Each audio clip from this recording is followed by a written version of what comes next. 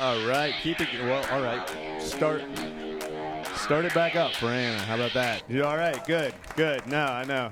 Look, you do it at your own pace. I appreciate that. No, I'm glad to be. I love coming to the South to perform. I do, because I landed in Nashville and my mustache was like, "This is home. This is home."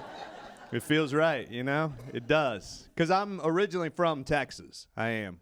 Yeah, okay. I like that. You're like, acceptable. I appreciate that. No, every once in a while somebody just goes, check, all right? And that's all I want. That's all I want. But I am from Texas. I'm a hardcore Texan.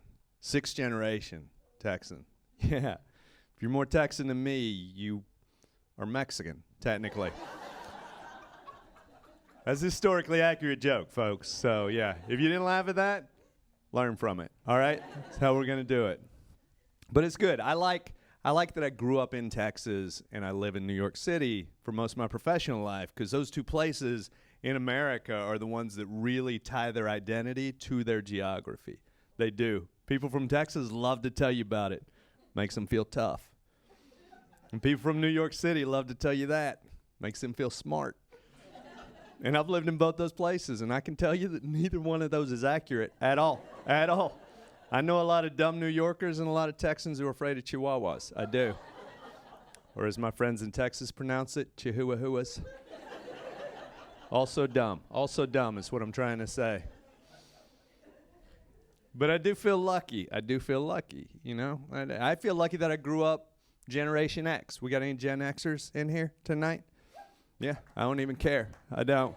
No, that's how Gen X I am. I don't. That's a calling card for our generations. That's not even dismissive amongst Gen Xers. It's like a greeting. It's like, I don't care. I don't care also. Nice to meet you. You know? What generation are you? It doesn't matter. I don't care. It's nice for everybody. It's nice for nobody has to work. That's what's great about it. It is. And I think holiday time, like the stretch from October to December, I think you can break that down generationally. You can. Because Halloween, that's a young generation holiday.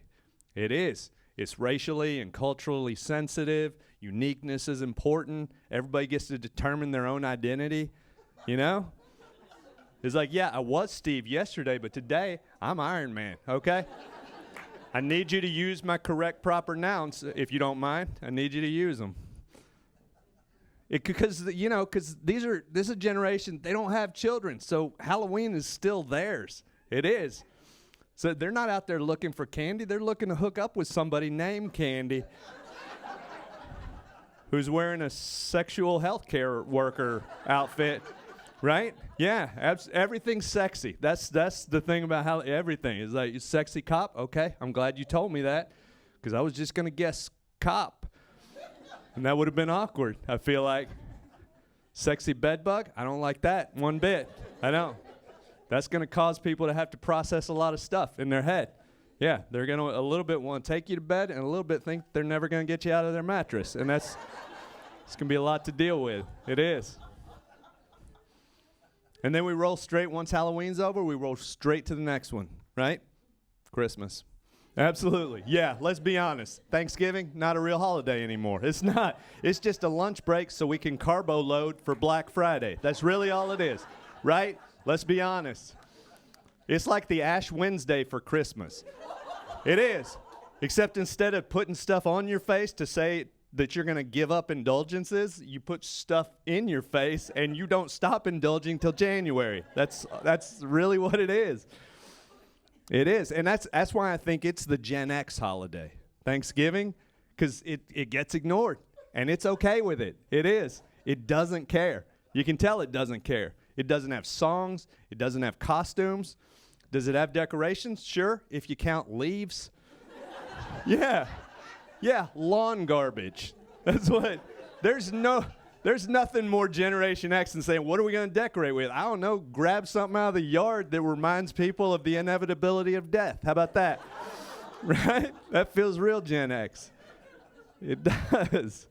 And that's the thing. It doesn't have its own mascot. It just borrows the one from the front of the oatmeal box for a day. It does. Is it a Quaker? Is it a Pilgrim? Nobody knows. Either way, it's a dude that wears a buckle on his hat. So I don't trust him at all. If you wear a buckle on your hat, I'm like, you don't understand weather or hats, I don't think. It's like, it's getting windy out. What are we going to do? I don't know, but for me, I'm going to belt up my noggin. That's what I'm going to do. Right? That feels like a dumb person.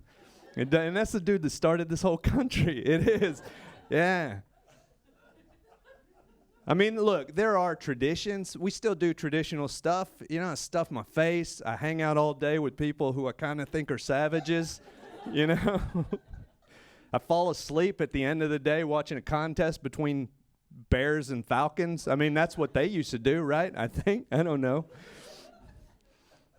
But I like to, as a Gen Xer, I like to really sort of celebrate it in a way that acknowledges what it is. I like to have my meal catered by Whole Foods. I do. What greater way to celebrate the original gentrification of America than to go with the company that brought organic shallots to Brooklyn? You know, that feels like the way to do it, right? And then you got Christmas. Christmas is the big one. Christmas is the baby boomer holiday. It is. It's the biggest. It has the most stuff, you know. It says it's about Jesus, but we all know it's about corporations, right? We do. We do, right? Absolutely.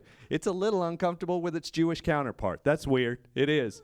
I know that's an uncomfortable thing for me to say with a face like this that looks like I have a really aggressive stance on Merry Christmases. Yeah. I have a face that looks like I have yelled at a barista before for not going in hard enough on their Christmas cup logo.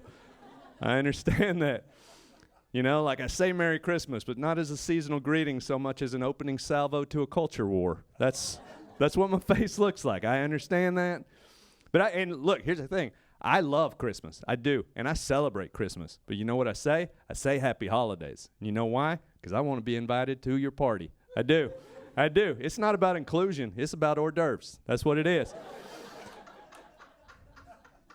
Because I live in New York City, and I got to tell you, the closest you're going to get to a good Southern hash brown is a latke at a Hanukkah party. That's the closest you're going to get.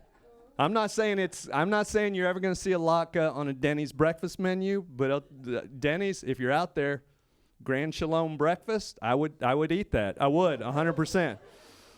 I would do it. But I do love that time of year. It's a great time of year, you know? The story, it's nice. You just can't overanalyze it, right? You know, like if you're religious, the story's about little baby Jesus. He was born in a barn. He didn't cry, which if you've ever flown on an airplane, you know is one of his greatest miracles.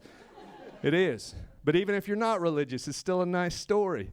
It's about little people who get seasonal work up north with an eccentric retiree who we teach our kids to love despite the fact that he's got some huge red flags. He does. One of them, he collects deer. He does. He raises deer. That's not normal. People who raise, how many of y'all have friends who raise deer? No, because you unfriended those people years ago. Yeah, because that's what you do. Because people who raise deer, they live in cabins and write manifestos. That's not a group you want to be hanging out with a lot. Those are wild animals. That's like Tiger King with Lyme disease. And his second hobby is even weirder. It is. He breaks into houses. And we tell our kids, oh, it's nice because he breaks in to leave stuff. That does not make it better. It doesn't. In my book, that makes it worse. If you break into my house and take something, I don't like it, but I understand it. You're a burglar. You did it. I don't enjoy it, but you did it. That makes sense to me. You break into my house and leave something, I'm not sleeping for a month. I'm not. You're a psychopath. I don't know what you're doing. I don't know what your game is, but I'm sleeping with one eye open for the next month. I am. Absolutely. Right? But we teach our kids to love it because you don't overanalyze it. If you overanalyze it, it'll get you in trouble. That goes double for Christmas music. Do not overanalyze it. Don't. 12 Days of Christmas, that's just a song about somebody whose true love gives them an unseemly amount of birds. Yeah, turtle doves, calling birds, partridge. I don't even know if those are real birds, to be honest with you. Why does that last one come in its own tree? That feels like a really inefficient way to package a bird. Does. French hens, what's that? A chicken that smokes? I don't understand any of these birds. It's not till day 5 that you get something else. And you're like, oh, good, the birds are over, right? Nope. Day 6, more birds. Not just more birds, geese a laying. That's more birds giving birth to more birds. It's not till day 8 that the birds stop. It's like, what's day 8? It's maids. Oh, good, because we need somebody to clean up after all these birds. Oh, they're not cleaning maids? What, they're milking? All right, so more livestock is what you're saying? I feel like day 8's when I pull this woman aside. I'm like, I don't think I'm the guy you're looking for. I think you want somebody with more of a zoology degree. You should have brought that up in your dating profile, to be honest with you. You seem real concerned that I was under 6 feet, but you didn't make one single mention of your Noah fetish. That feels dishonest to me. It does.